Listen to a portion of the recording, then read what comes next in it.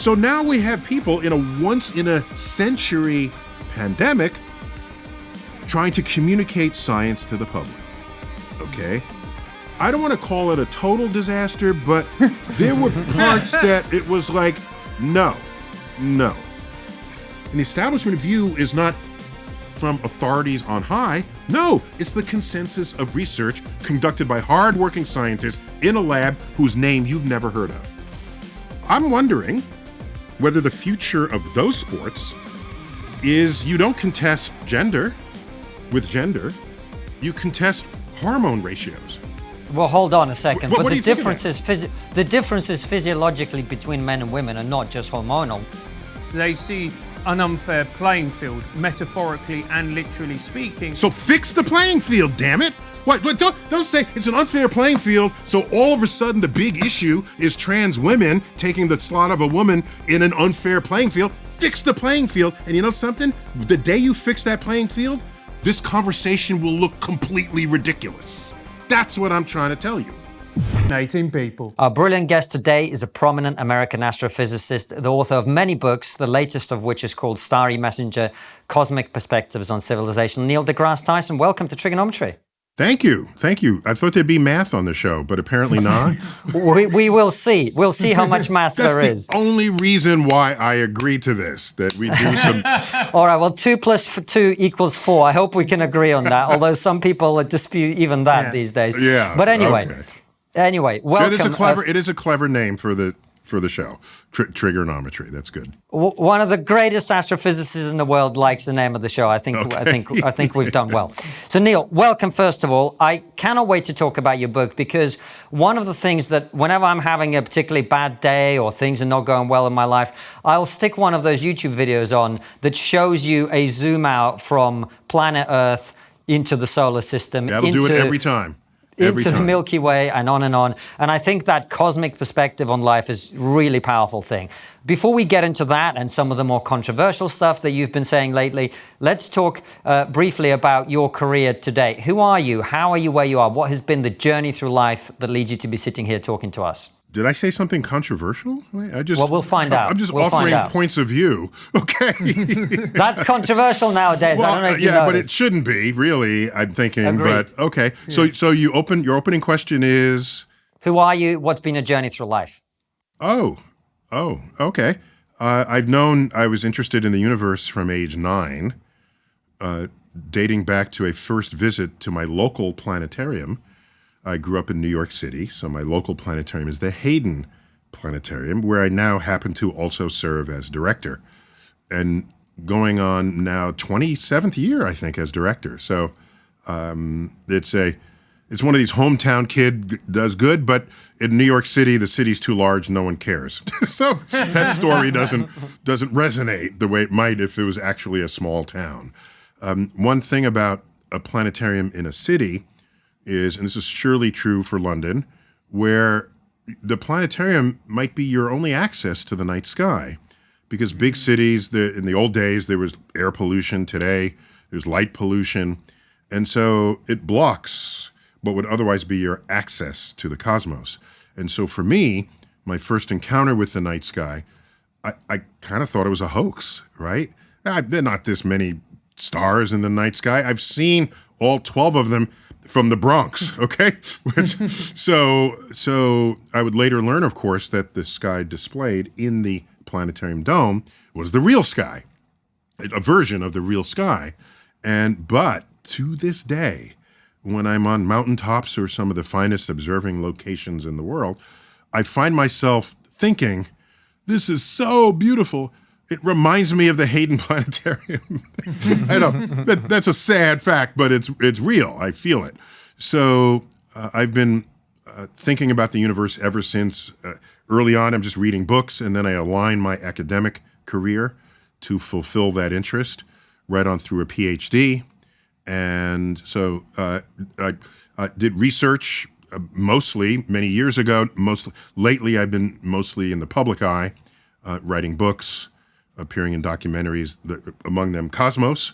I did the second and third versions of that. Carl Sagan did the first back in 1980. Very honored to continue that tradition of bringing the universe down to earth to whoever will listen, and as a servant of their curiosity.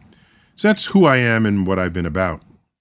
And you've been communicating science to the public in very interesting and appealing ways for a long time. Why is that important, Neil? Why is it important that we as the public are informed about the science? Yeah, I will not tell you what you should think is important, because I'm just offering content. And I'm not going to hit you on the head to require that you listen to me. I'm not going to do any of that, because I'm much more passive about it. Even if it doesn't feel that way, because my face is everywhere and videos are everywhere, of course, and I'm active on social media. And so the algorithms could possibly stick me in front of your device more often than you might want.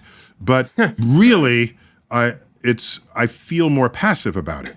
These are offerings. And what's perhaps distinctive about it, and thanks for noticing, is that there are many different platforms on which I bring the universe to you. And these different platforms aren't simply because you're watching this and somebody else is watching that, and I want to reach both of you, sure. But I write a book, but they're people who don't read. Not that they're illiterate, but that's just not their main choice of how they learn. They might prefer documentary, so I appear in documentaries. Ones that I've hosted and others where I'm a talking head within someone else's documentary. There are people whose lives pivot on their social media interfaces. So I have an active Twitter account, X account, they would call it today. I even have an active TikTok account. And I have people advising me who are 1/3 my age on what would fit today versus tomorrow on that TikTok account. So I'm on many different platforms, and my podcast, which is called Star Talk, I have a professional comedian as my co-host, and I've had people, and the DNA of that podcast is there's science, humor, and pop culture, and the three of those threaded make a tapestry of that you can snuggle in and embrace the universe as fed in that with those elements. I've had people say to me, "What do you need the comedian for? I just want to listen to you." Well, there's these other platforms where it's just me. Go ahead. All right, I have a master class. It's just me. I have that. But there's some people who like to laugh while they're learning, and they like the references to pop culture because they care about pop culture. That's almost the definition of pop culture. Stuff we all care about, whether or not we want to. You know who Beyonce is. You know Taylor Swift. You know, the Pope might have said something recently, or Trump. This is all pop culture. And there's a scaffold. You walk into my room, my platform. You walk in with a scaffold, and I know what constructs that scaffold. And I find science that can attach to it. So I don't have to teach you the pop culture. You already know it. But did you know that if you apply a little bit of astrophysics to the Barbie movie, Barbie Land finds itself in the Florida Keys? Did you know that? Okay. I calculated that and posted that. That's pop culture. It's actually real science and a little bit of geography related to it. So my energy is shared on all these platforms. And if you don't want to listen, I'm not going to force you. It's just there for your taking. No. Keep watching. We need the algorithmic engagement. Keep watching. You must watch this. Neil, I think you do a hugely important job, which is essentially being the public face of your discipline. Post-pandemic, do you think that science has taken a battering in that people have lost a little bit of faith in scientists?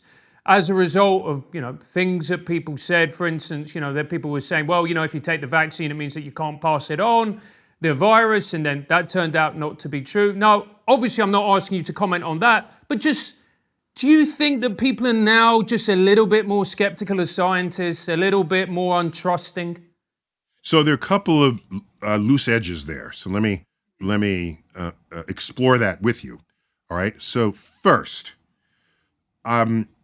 no single scientist ever communicates the truth unless they are communicating a consensus of observations that have been made. And unfortunately, I don't have a better word than consensus to use in that sentence, because typically when we hear the word consensus, it relates to a shared opinion about something. In science, it's not about opinions, it's about the results of experiments. And if you have a set of experiments, most of which lean in this direction instead of that direction, it's like, hey, we're onto something here. And I'm going to go with the consensus of those observations and experiments. And they have nothing to do with the individual. Okay? So what's curious to me is we live in an era where you can channel surf on YouTube. Is that what it's called? Just surf on YouTube. They're not channels, I guess. You surf on YouTube and you land on somebody who says, the mainstream thinks this is true. The establishment thinks this, but here's the actual truth. You're all in on that. Okay, now, but why are you all in on that? And there's something about the lone genius that we wanna snuggle up to them rather than the faceless establishment. Because that person is speaking passionately. And our response to fellow humans speaking passionately is well known in the advertising industry. They could just show you a bar chart of why their product is better than everybody else's. But no, they have a person saying, I use this and it changed my life and it'll change your life too. That's what you listen to. We're blind to the statistical representation of reality. And we're human, and do I complain about that or just try to navigate that? I don't know. I do know we're not very good at thinking statistically about the world, okay? And if we were better at it, no one would play the lottery, okay? Just let's understand that, all right? And we have people who exploit this ignorance exquisitely, and they're called casino owners, okay? They're exploiting the fact that humans fundamentally do not understand probability and statistics. Okay? So that's an education problem, and that gap manifests in adulthood with our susceptibility to others who do know the statistics, who then exploit your ignorance of it.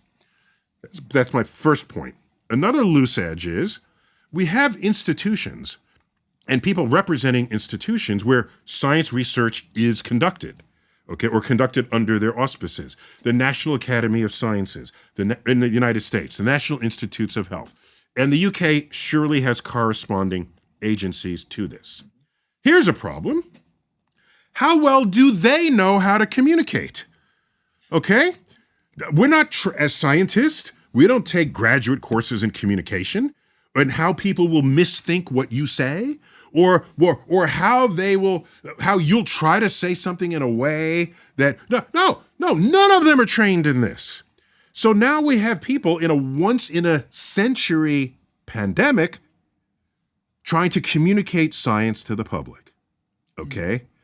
I don't want to call it a total disaster, but there were parts that it was like, no.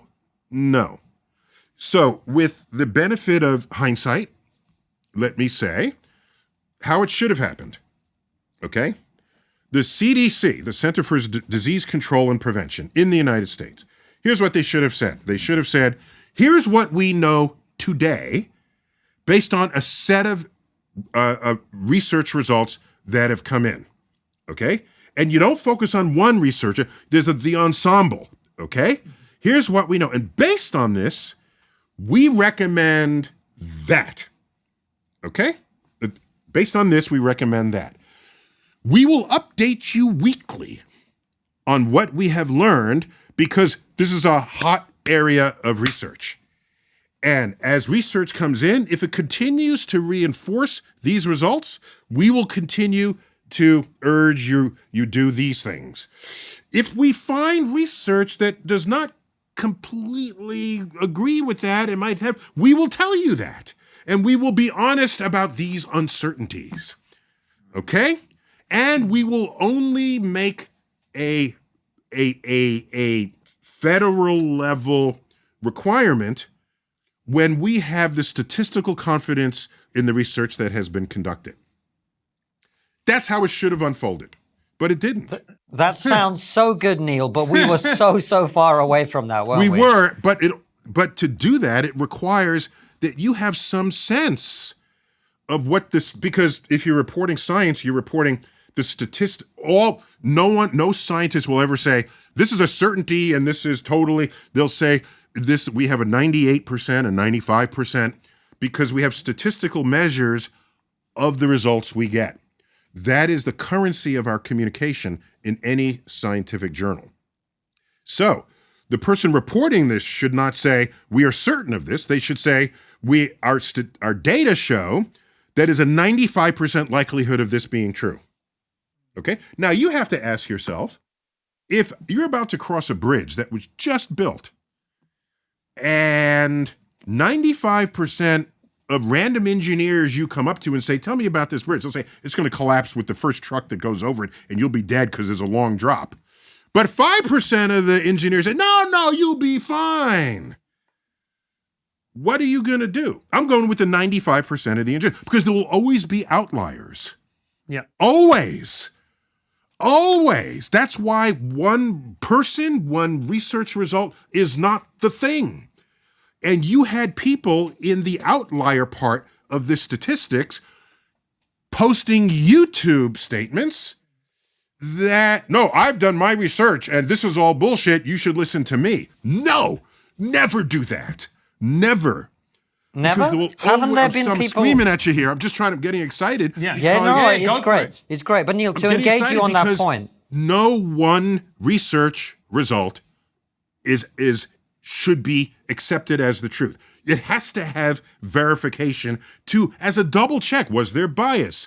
Did their wall current fluctuate when they got the result from their plug-in experiment? Were their data complete? Were it not?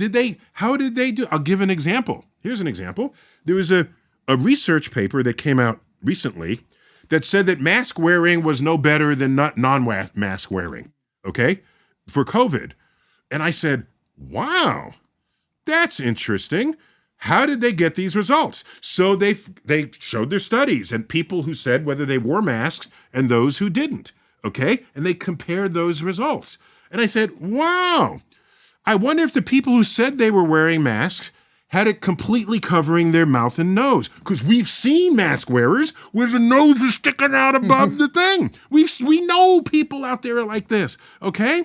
There was no mention of the integrity of the claims of people wearing the mask. So then I thought to myself, if your result is that mask wearing does not prevent either the transmission or what's the other way? Where you would receive COVID or you spread COVID, that would be the result of the century.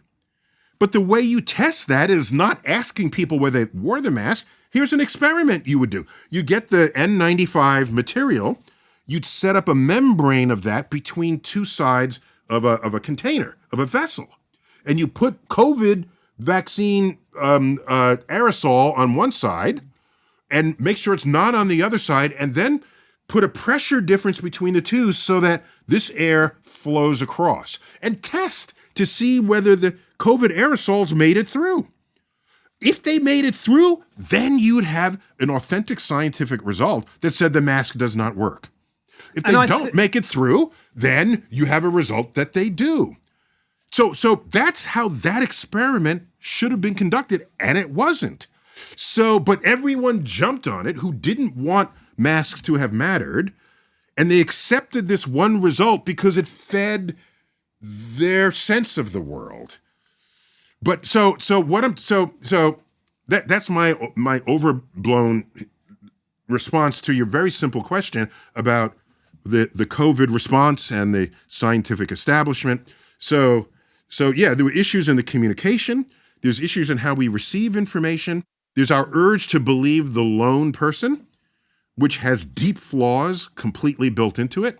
And so I hope in a century we remember some of these lessons as we go forward. I think it's a very profound point. I think also as well, I guess my problem with the way that the entire pandemic was communicated, there were people who were incredibly notable, experts in their field with glowing reputations, who proffered a different view.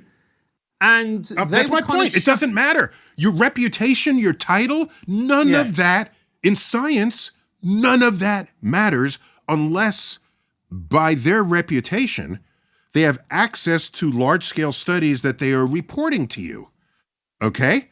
But not the lone person who says, I have this degree and I hail from this storied institution, and I'm telling you that all those people are wrong. That is the sure sign that you should not pay attention to them, okay? This spills over into our UFO hearings here in the United States.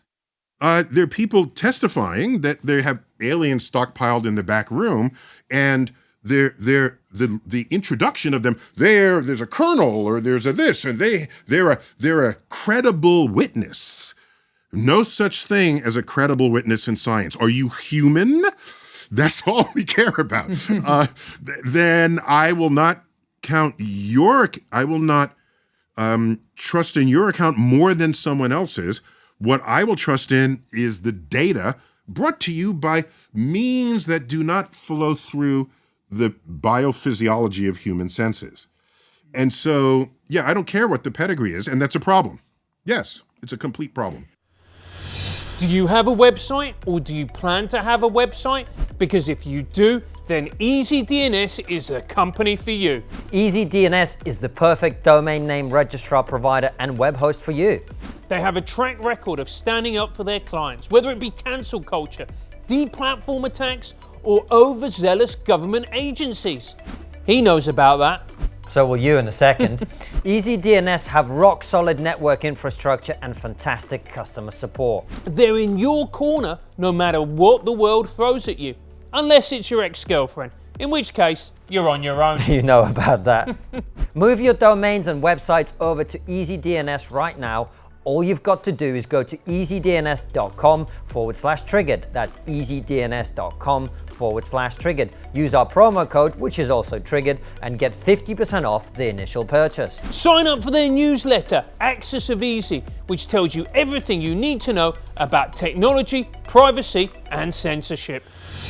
So Neil, I suppose the question would be in that situation, and I'm not talking about COVID specifically, but if you look at the history of science, and you'll know this way better than I do, of course, has there not been a historical role for people who are outliers, who come in and go, I've got this crazy idea that perhaps people dismiss initially, but later turns out to have actually been correct? Yeah, the press loves talking about those people, and yes, they exist. They're rare, but they exist.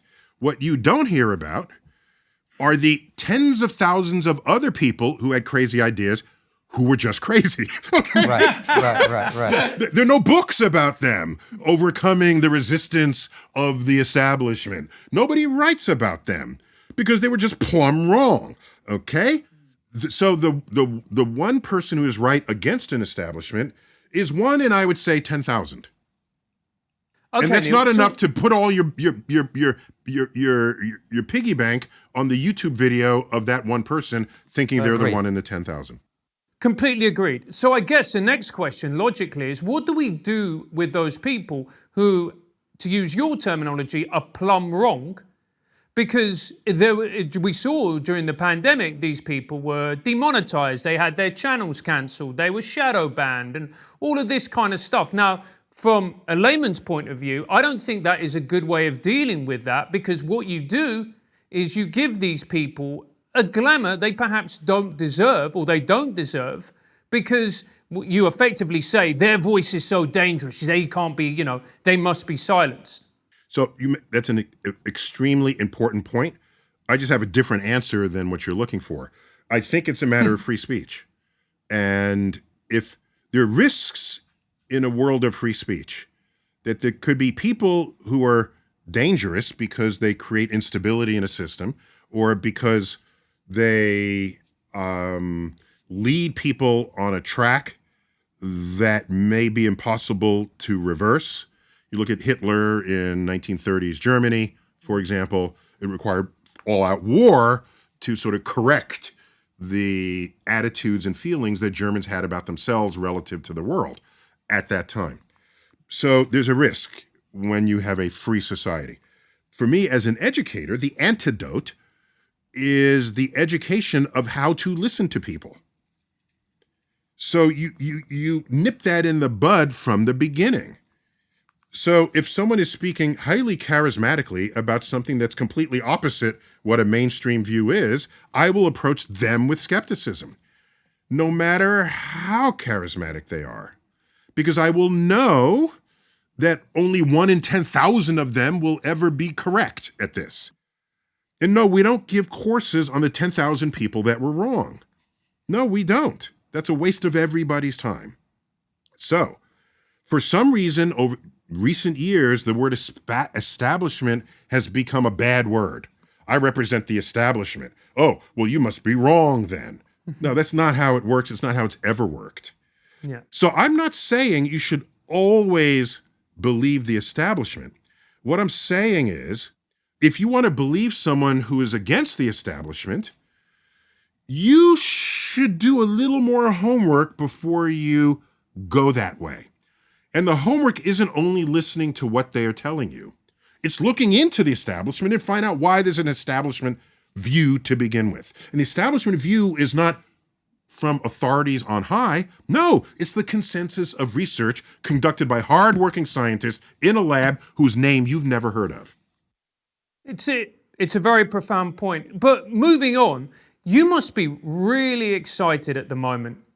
For instance, when we look at things like space travel, when we're looking at the achievements of India landing on the moon, if we look at SpaceX, it's a really exciting time, isn't it, to be an astrophysicist in particular? So I have two answers. The first answer is yes, and I look forward to space becoming our backyard, which the space tourism, we're witnessing the birth of an entire industry, a new, it'd be fun if it stayed healthy or continued. There'll be fits and starts, of course, but I'd enjoy taking a space vacation one day, and if you are concerned about its expense, maybe the expense will come down. It did with cell phones. For example, you may remember the film Wall Street, 1987, and there's Michael Douglas. Right? He's on the beach in the Hamptons, a wealthy part of New York, and he has a shoulder-mounted cell phone. and I remember just how old I am. I remember looking at that and saying, wow, I wish I was rich, so I had a phone like that. And so industries become truly healthy and the people who make the products become wealthy when they commoditize it. If you only sell items to rich people, okay, I guess you can make a living off of it, but you don't transform the world doing that. When that became a cell phone that we all carried, and then of course a smartphone, there's 6 billion smartphones in the world today. Now you have a commoditized item. So perhaps one day space travel will become that. I don't know. But the day it does, I would look forward to that. So that's my second answer to you is, and I devote an entire chapter on this idea in the book. It's called Exploration and Discovery. In the last 150 years or so, we have been experiencing an exponential growth in science and technology. So I'll take your comment, I'll go back to the year 1900 and offer you a corresponding comment uttered by someone in that year, okay? The head of the New York Central Railroad, when asked, what would life be like in the year 2000? Because people do that when you hit these time milestones, right? 1900, 2000. And he'd seen steamships cross the ocean, the railroads crossing the nation, blimps. And he says, I can scarcely imagine that advances in transportation in the 20th century will be as great as those were in the 19th. That has to be the most boneheaded comment ever made. He's thinking he's living in special times. When you're on an exponential growth curve, the title of your show is Trigonometry, so I'm going to put in some math.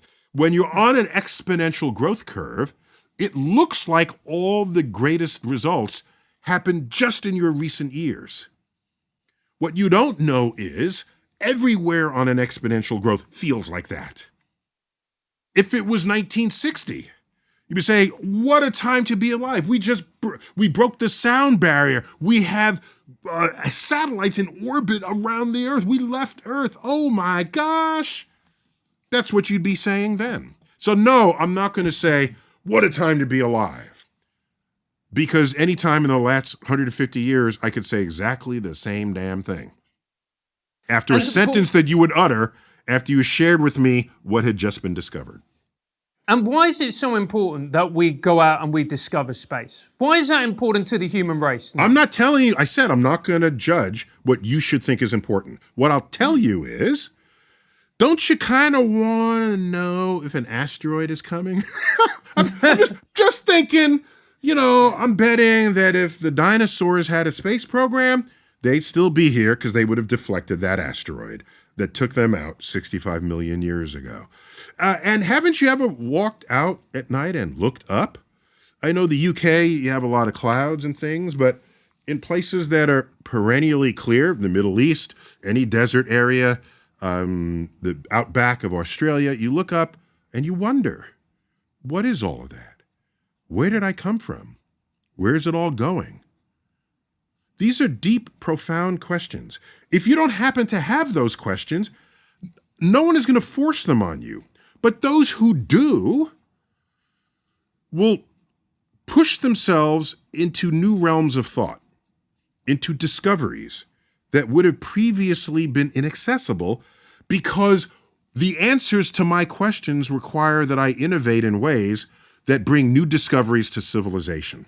So if you were around 30,000 years ago and were huddled in a cave and the youngins say, you're the wise elder, right? And it'd say, the youngins come up to you and say, we took a peek outside the cave door. It was left ajar. The cave doors have hinges, probably not, but it was left ajar. And we see like hills and mountains and valleys and trees with these round things on it. You wouldn't have had a word for fruit yet. These round things, we want to go explore. But you're the wise elder of the cave. You say, no, we have to solve the cave problems first before anyone leaves the cave. That's what you sound like to me when you say, why are we looking out into space? I'm just delighted that you called me a wise elder, Neil. I'm going to be honest with you. You're a shitty wise elder, okay. I think was the point of that story. You weren't a very good... You'd help him out there. He didn't really You're a very dumb wise elder who restricts human growth. I'll still take it. But Neil, I'm curious. So we had Eric Weinstein on the show recently, and one of the things that he talked about, obviously if Einstein is right, our ability to explore space is very, very limited, at least in physical capacity. What do you see when you look into the future? Are we going to go to Mars? Are we going to try and go beyond? Is that on the menu for us? I don't see... what was his biggest objection to exploring space? With chemical rockets, you can only go so far. With chemical rockets, you can get to the planets, surely. You can get to the outer planets. It would take a couple of decades. So if we start living a little longer, let's say we start living to 150, then that's not entirely out of reach given the recent advances in medicine. We would certainly visit the moon, Mars, and Venus is too hot, but the moons of Jupiter and Saturn, maybe. You can do that in a lifetime. But beyond the solar system, no. It is hopelessly far away. Correct. It is the fastest spaceship we've ever launched, which didn't have humans on it, so you can really punch it, all right? If you aim that to the nearest star, it would take 50,000 years to get there. Wow. So human physiology is hopelessly out of match with traveling among the stars unless we understand wormholes or something that enables transportation that is beyond anybody's vision right now. And is there any progress being made towards that understanding of something like wormholes? No. But next question. So for the time being, we're enjoying, just the dude's name who opens the portals through Doctor Strange, Rick and Morty, Rick. These are wormholes through space and time. For the moment, we embrace them through our science fiction, but we are hopelessly to master wormholes. We would need some form of negative gravity, some negative matter that has the opposite of gravity to pry open a wormhole and keep it. So we don't know. We're far away from that. It's not even on the drawing board. And you mentioned the questions that we all have when, well, not all, many of us have when we look up at the night sky and start to get a glimpse of our place in the universe, which is an eye-opening experience for many people, even as a kid. And I'm curious what you think. Obviously, you talk about it in the book. What are some of the interesting and important messages that we can take from looking at the world with that cosmic perspective? Yeah, thanks for using the word messages, because Starry Messenger, that's the main title of the book. The subtitle is Cosmic Perspectives on Civilization. The first half of that title is taken directly from Galileo. His first book reporting on what he discovered when he took the freshly invented telescope and put it onto the sky. And to him, these were starry messages. So his first book is Starry Messenger. And so when you learn about what's going on in the universe and then you look back at Earth, it changes you, right? Let's go back to the Apollo era. Yeah, we went to the moon to explore the moon, but the astronauts looked back over their shoulder and they discovered Earth for the first time. Do you realize nearly all the most important legislation passed in the United States and a few years later around the world to protect Earth? Okay, we had a Clean Air Act, a Clean Water Act, a clean, the first Earth Day, all right, was in the United States, then it went around the world. All of that happened while we were going to the moon. Between 1968 and 1972, 73. All of that. Our Environmental Protection Agency was founded. We banned leaded gas over that time. We banned DDT over that time. All of that. Before then, people had concerns about their local environment. You know, if there was a factory polluting your river, you'd try to fix that, the air, but it was local. No one took the step back to think about Earth as a holistic system. That did not happen until the Apollo era. So people say, why do we spend all that money to send 12 astronauts to the moon? What price would you give to this firmware upgrade that we all felt at that time, changing our focus of concern from your neighborhood to the Earth at large? How much is that worth to you? And I say firmware upgrade because there are people around that time, yeah, it's time to fix Earth. Are they actively saying, oh, it's because I saw Earth from the moon? No, they're not going to tell you that. That's why I think it was a firmware upgrade, because everybody felt it at the same time.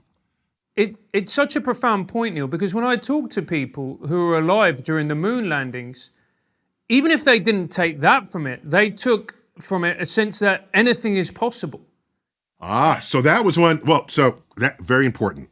Thanks for mentioning that. So I don't know how old you guys are, but I remember an active rejoinder to the problems of the world was, if we can put a man on the moon, we should be able to feed the population. Okay? So that was the measure of accomplishing something hard.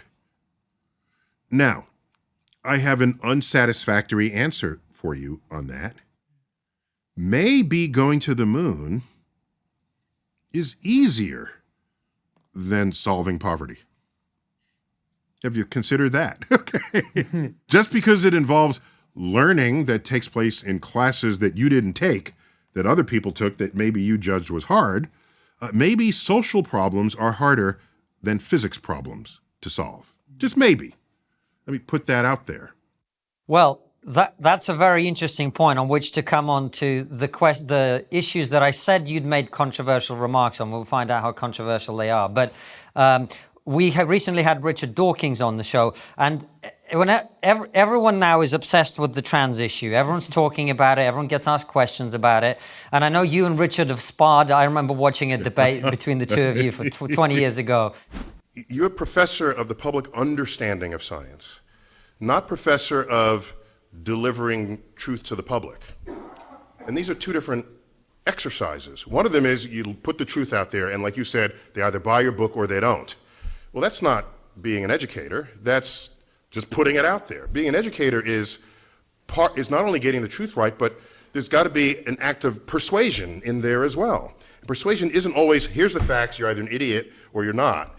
It's here are the facts, and here is a sensitivity to your state of mind, and it's the facts plus the sensitivity, when convolved together, creates impact.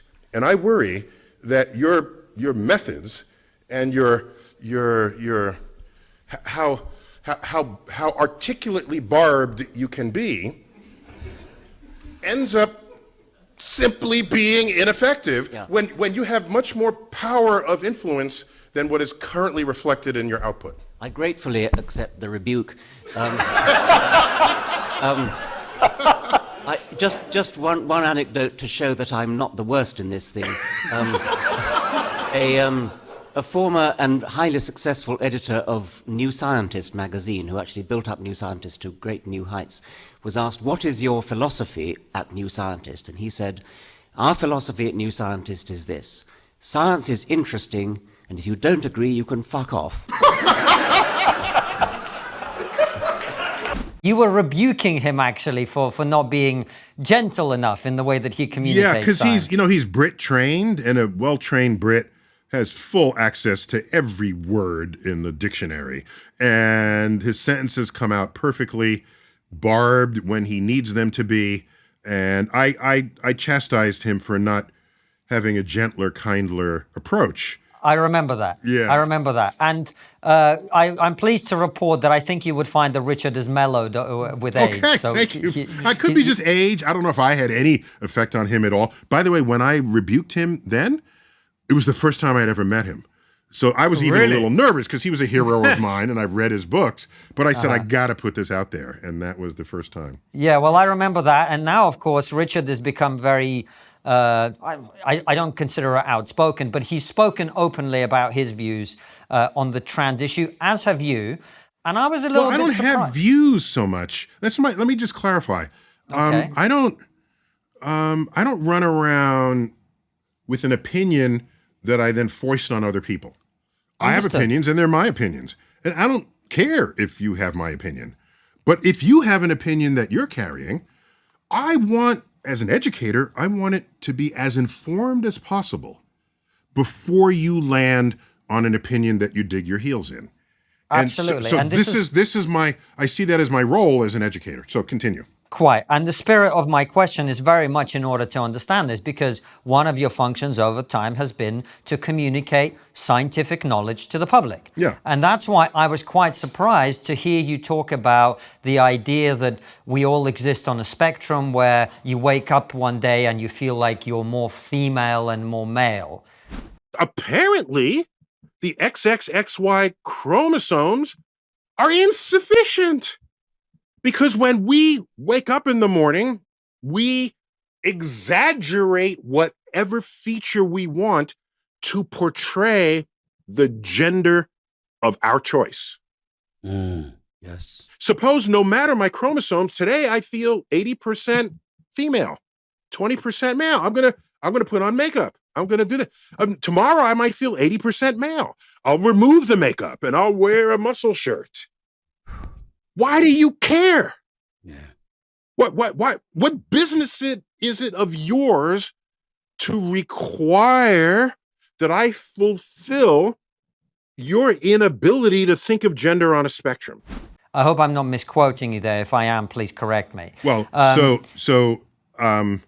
me say that it's not a misquote, but there's an entire setup before I even utter those words. Oh, I see. Please. That setup exists in the book, by the way. But it's, as you know, it's very easy to clip something and then Oh, we know. We know. Oh, we you know. you've heard that From this direct happens? personal experience. Yeah. So I try my best to have everything I say so self-contained that it's hard to clip it or to misrepresent. You have to it. nowadays. Yeah. So give us the full setup. Because most people going through the education system 10, 15, 20 years from now would have been taught in biology classes that there's males and females, men and women. And in very recent times, in the last 5 years, it feels like this understanding is being challenged by a different view. Explain that to us, if you would. Well, so it's very simple, actually. And like I said, I don't think I'm saying anything controversial here. I'm just offering a perspective you might not have had, which I would like you to have, so that when you assemble all of your thoughts and feelings and leanings, be they cultural, political, religious leanings, that you have all the information available to you before you land. I would claim that for many people's strongly held opinions or views, that when they become more fully informed, that the strength with which they were holding those views tends to fade or evaporate entirely. And these are cosmic perspectives that bring your view above all that divides us. This is the power of a cosmic perspective, all right? And, there you are from space looking at Earth and you don't see any color-coded countries. Meanwhile, throughout the book, I imagine what an alien would think who has no preconceived notion of who and what we are. They just observe. And they say, oh, what a beautiful planet. I'll get to your point in a minute, but these are my lead-ups to it. Oh, what a beautiful planet. Let's get a closer look. Oh, there's land and oceans and clouds. And then they see one species sort of dominating everywhere on Earth.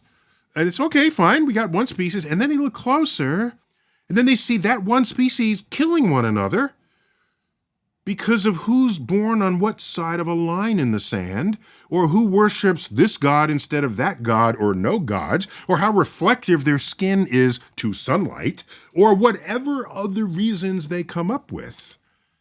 And they're wondering, what the fuck is wrong with this species? They're all the same species. And they'd rush back home and tell the rest of their fellow aliens there is no sign of intelligent life on Earth. Okay?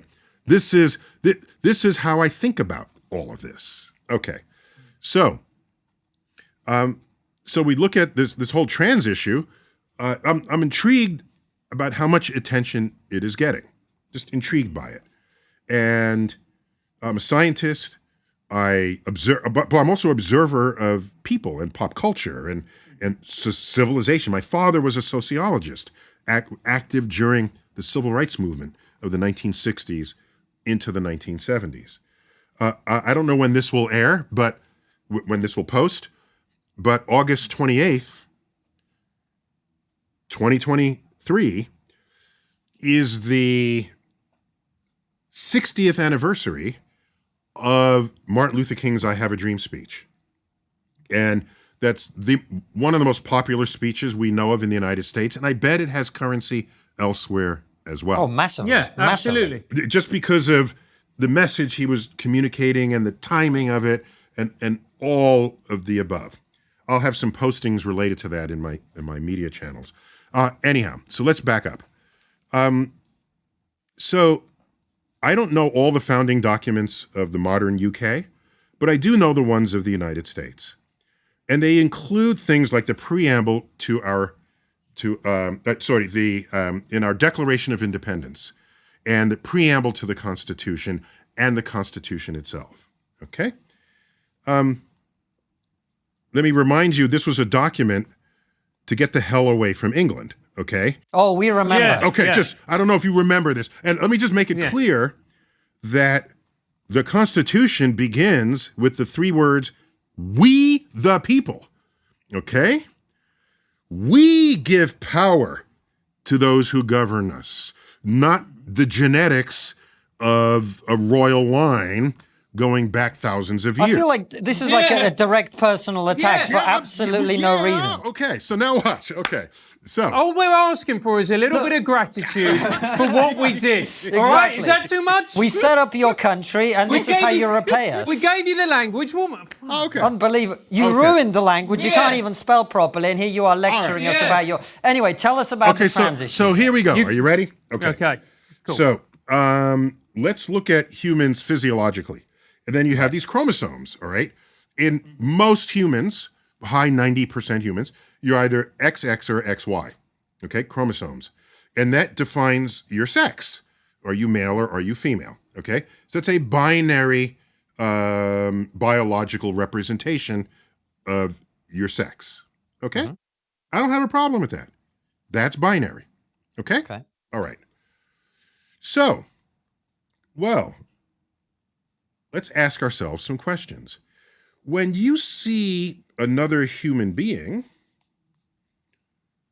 do you see their chromosomes? It's just an interesting question. How visible are their chromosomes to you? No, you see the phenotype. You don't see their chromosomes. Well, sorry. I obviously you don't literally see the chromosomes, but, okay. And let me not use the word phenotype because half the people who hear that word don't know what it means, and I'm an educator communicator. So I will say, you see the person who presents themselves to you. That's what you see in the world. And I did an experiment in the New York City subway. It was winter, so everyone has on a coat. And I looked at everybody from the neck up. Everybody's seated.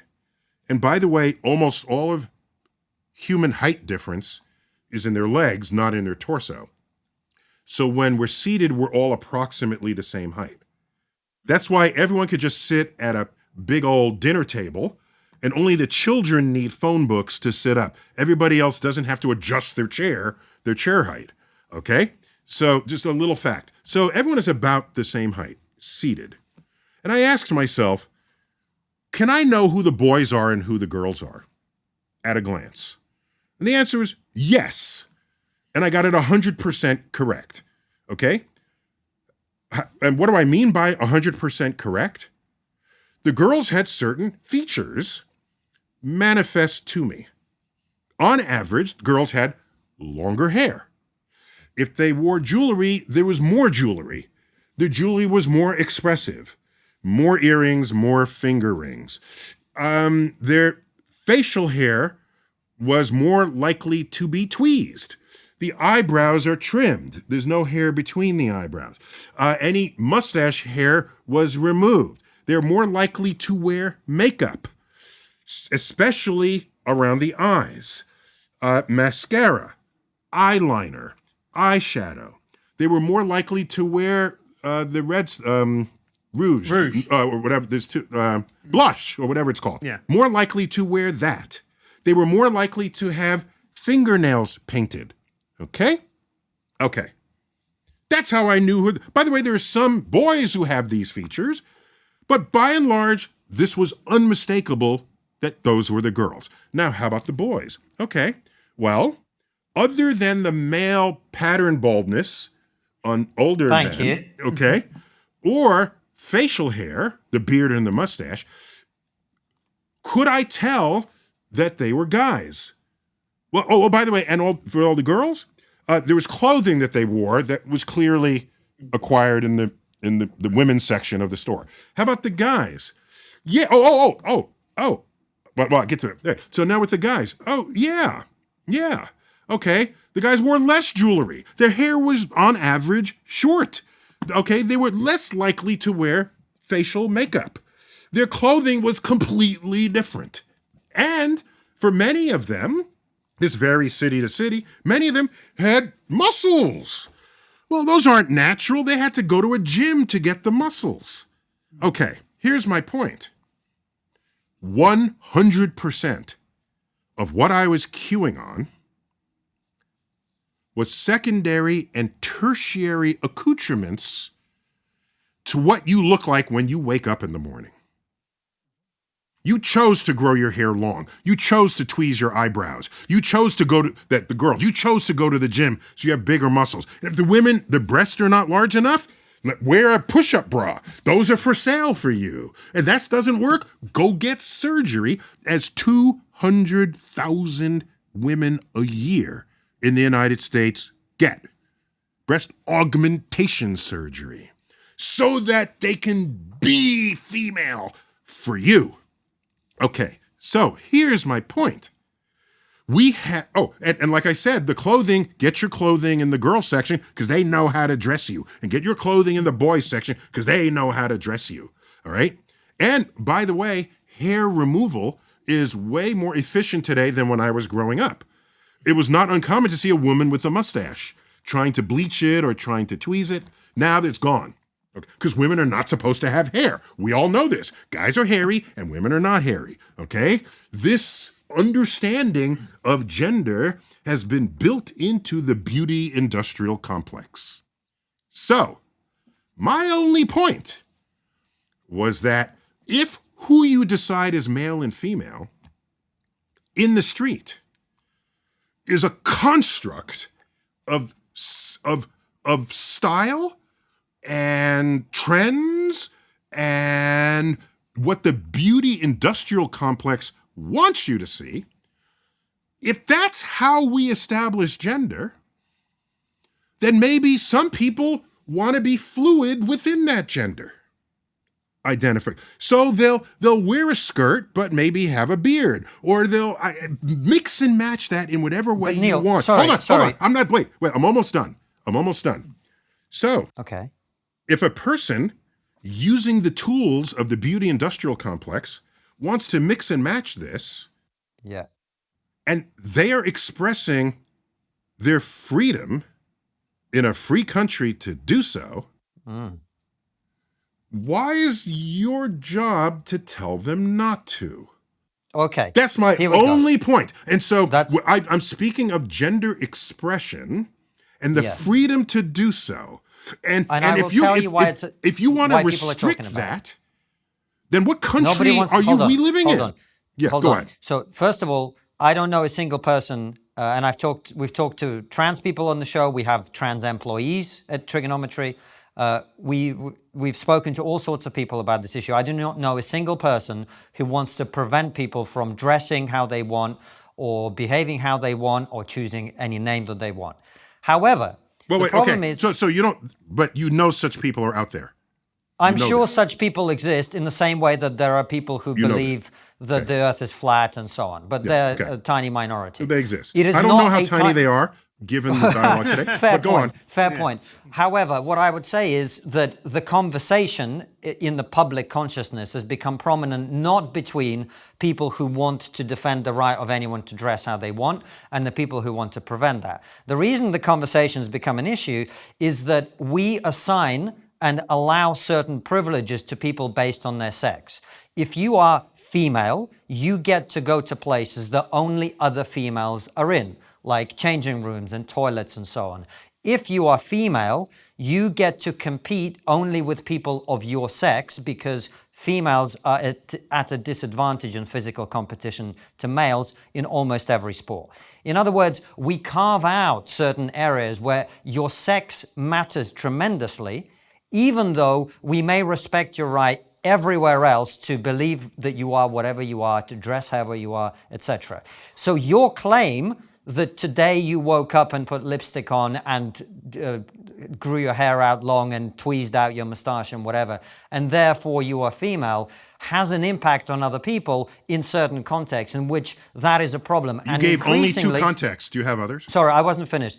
And in those contexts, it is essential, people would argue, to protect women from unfair competition and from various risks for which female-only spaces already exist. That's why people are having this conversation. Okay. It's not out of bigotry. Do you have more than those two examples? And I'll address each of those in turn. But do you have more than those two? Probably not. Okay. So let me address those two examples directly. I'll address them. Sports is very important. You said that. Female-only spaces. I remembered. But you don't seem to have a third example. And even if you do, we presume that would be a very distant third compared to those two cases. Right. No, there's a third one I can give you very easily. In this country, for politics, we have female-only shortlists for positions in Parliament. Therefore, I didn't know about claim that. That's interesting. Okay. Well, that's another example. I can give you more. So, female-only shortlists. There are certain targets within corporations for diversity targets to have a certain number of women on the board. Therefore, when you make a claim that you are female, you are attempting, whether intentionally or not, to insert yourself into categories that are deliberately designed to protect women's interests. That is the concern that people have. So there's 4 examples for you there. Please address them. Sure. So interesting about the Parliament. I have to look into that to find out what is it try to ensure the representation of women? Is that the goal? That's correct. Yes, Yeah, okay, correct. fine. So it's a perfectly noble cause there. So about personal changing spaces, okay? That's a solvable problem, of course. And we basically have accomplished that here in Manhattan, where I live. Practically all bathrooms are either multi-gender or solo bathrooms, so only one person at a time, or you walk into a space and there's stalls that are closed off, but then you exit the stall and you come to a communal sink, okay? Yes. So it's a solvable problem where everyone has a private space rather than for themselves, rather than having a gender private space. Okay, it's solvable on a level. By the way, let me give an example. We have a school from the early 20th century in New York, and I just saw it the other day. There's an entrance here and an entrance there, and this entrance says girls, and this entrance says boys. It's like, what the fuck? What? You separate them just to enter the school? I can look back on that and say that was ridiculous. You guys, what were you thinking?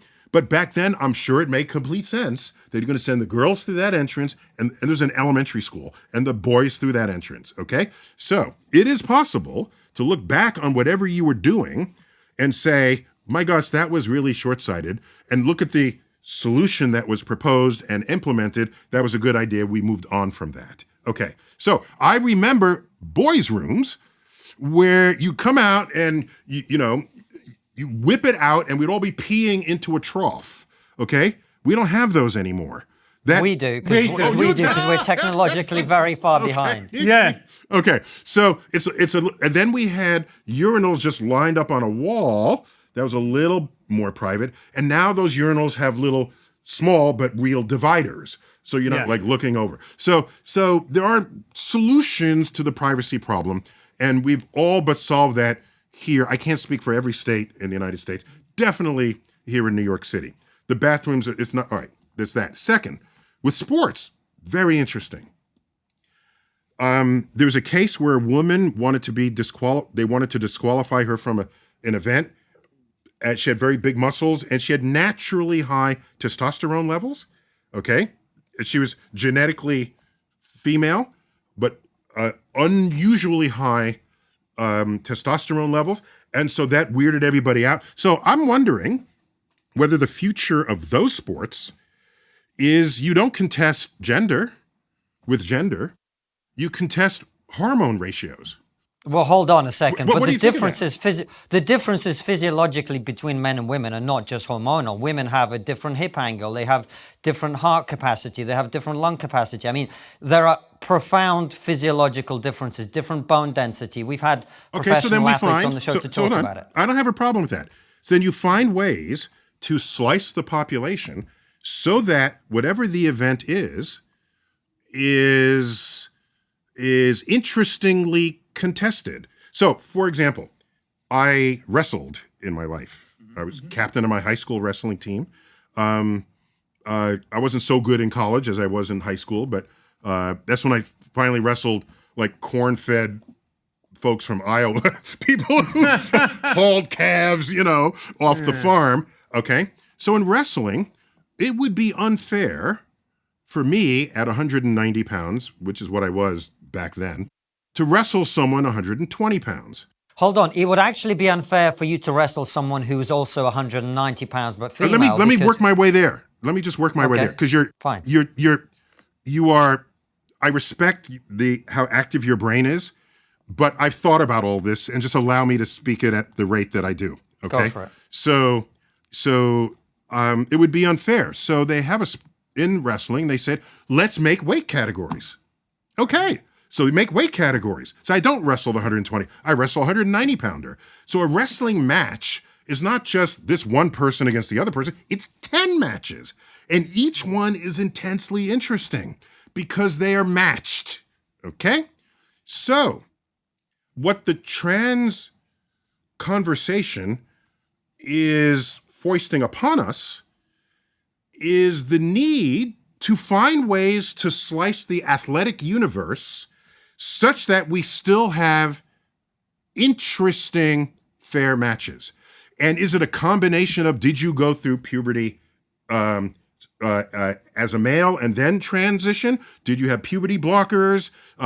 What is your hormone level now if you want to compete? So it requires more creative thought. Rather than saying no to it all, let's be creative about this as we were with wrestling, as we are with practically any other sport. In rowing, there's a heavyweight rowing and there's lightweight rowing. They don't compete against each other. Somebody came up with that to resolve the problem because more than one category of person wanted to compete.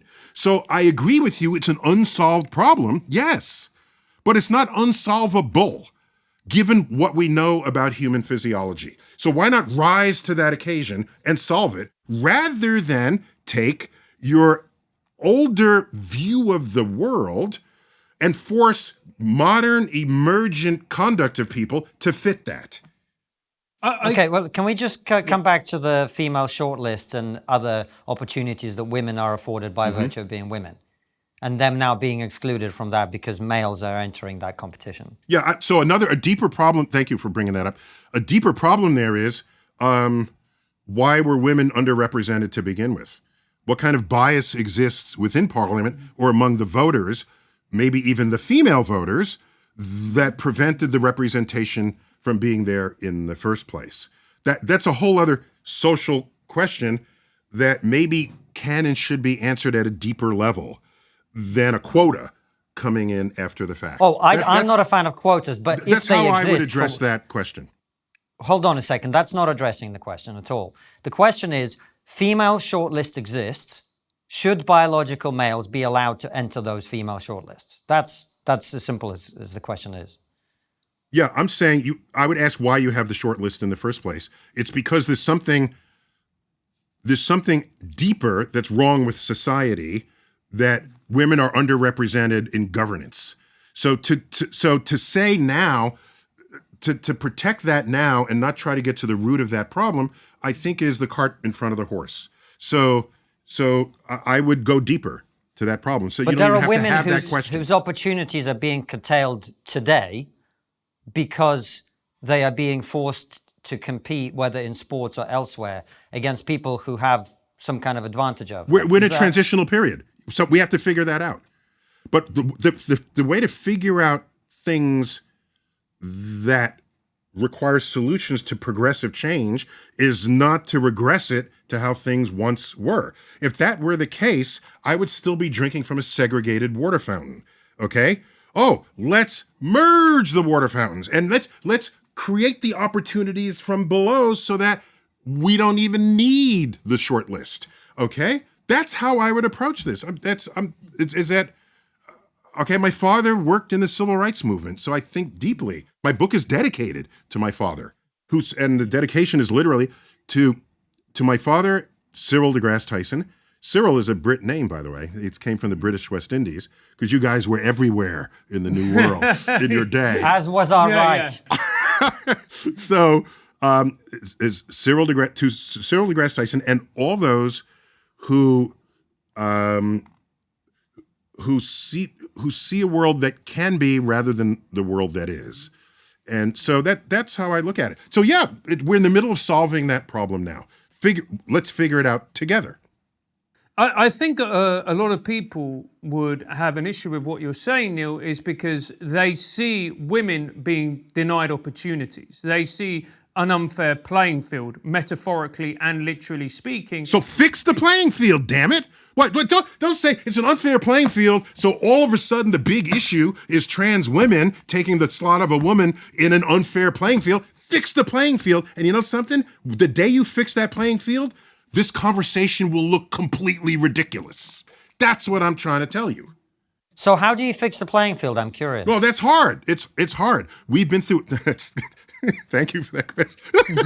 I think look, if you're advancing that as a solution, I think I have a right to ask you. No, it's great. I don't have a fast solution, but things we have accomplished in the United States. Okay, how long it took us to get a black president. By the way, the black president was exactly half white, but the way our vocabulary works in our descriptions of people, we call him black.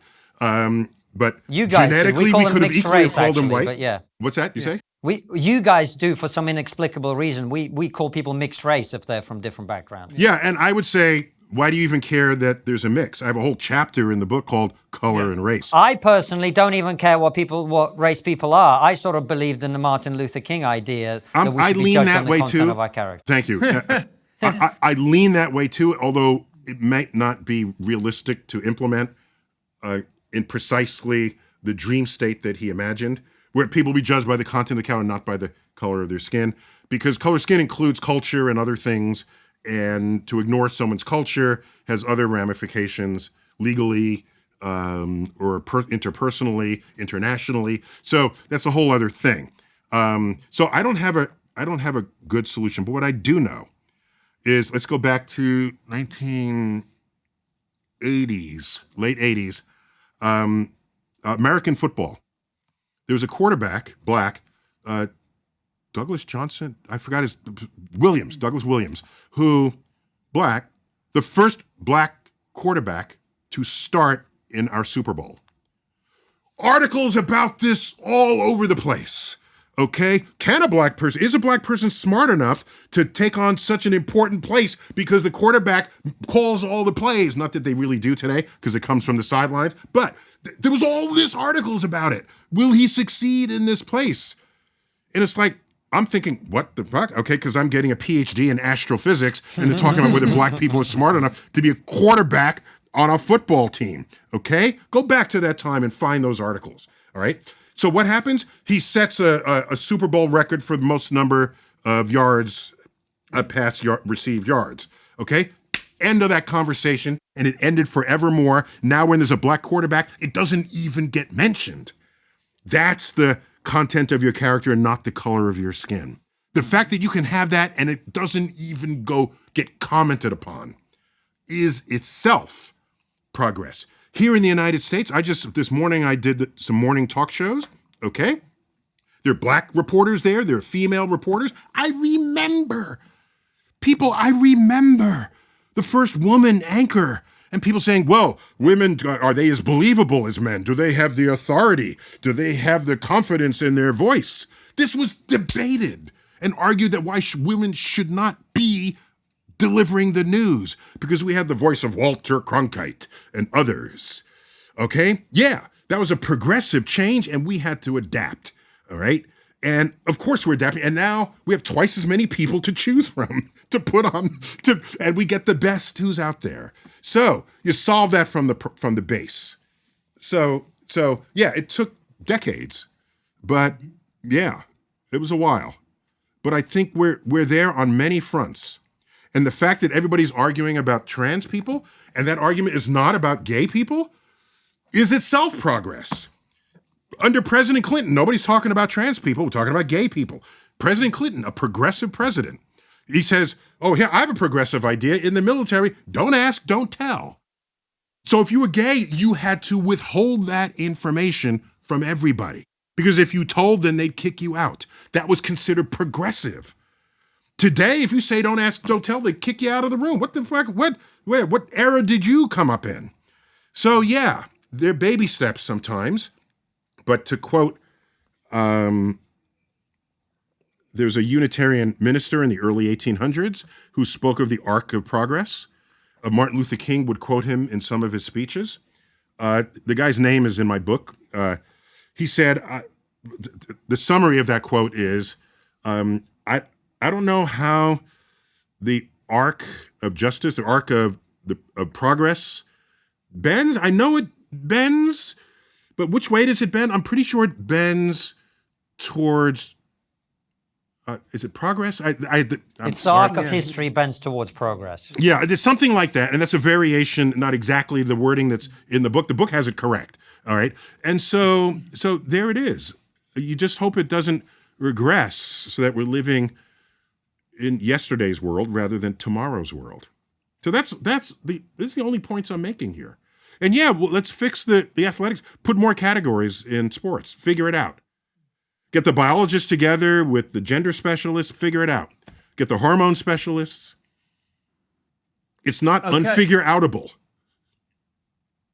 Neil, it's been an absolute pleasure. Thank you so much for coming on the show. And We spent half the time talking about gender. Was it something else we were going to talk about? We didn't actually. From your audience? So we are going to go very well set up, Neil. You've done a fantastic job to get people to follow us over to Locals, where we will be asking you their questions. Before we do, though, we have one final question. They got to pay to get to that. Ooh. Yes. Baby. Oh. See, we're learning from the Americans, This is Neil. America, baby. Give me your money. Now, Francis, do the last question for the main interview. Yeah, okay. Neil, what's the one thing we're not talking about as a society that we really should be? I'm guessing it's not trans. Are we smart enough to be proper shepherds of our own fate? Yeah. That worries me. When I see people making uninformed or just outright crazy or stupid decisions related to the health, welfare, and safety of our species going forward, sometimes I question whether we are wise enough to it's an old Native American saying, I'll mangle it, but the sense of it will be there, that you want to behave such that 7 generations from now, they can be proud of the decisions you made. Because we don't bequeath it to them. How does it go? We inherit the present from our future generations. Okay? You do a reverse time thing on it, and you ask yourself, am I doing the right thing for them? And sometimes I wonder when I see the conduct of humans in the world. And I'm saddened every now and then. But I'm generally an optimist. So then I say, when I see where there's some problems, I say, well, maybe I can help that and put in a little extra information there. So, yeah. Neil, thank you so much for coming on. Starry Messenger, really recommend getting the book. Head on over to Locals. And it exists in the UK. There's a UK version of it, too. It's a Sunday Times bestseller, actually. So, yes. Was it really? Okay, exist. excellent. Thank you. It does exist, and very successfully. So, head on over to Locals, where we ask Neil your questions and continue the conversation.